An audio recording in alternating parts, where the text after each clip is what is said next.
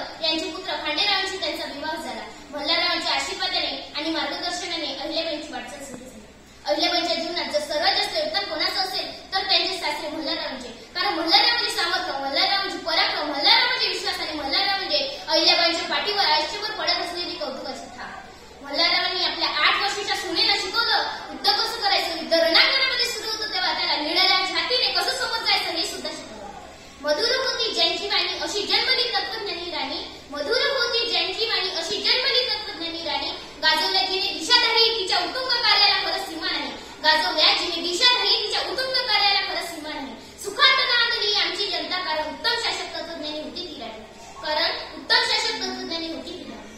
अहिल्याबाई होळकर या आचार्याने अत्यंत पवित्र, स्वभावाने स्वाभिमानी, दक्ष व धर्मकांना सदासदानी होत्या. अहिल्याबाई होळकर या उचित कोसळलेल्या प्रसिद्ध होत्या.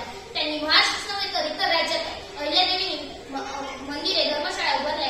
आयुष्यभर कोसळलेल्या संकटांनी त्यांचा अंत पाहिला होता. त्यांची प्रकृती बिघडत गेली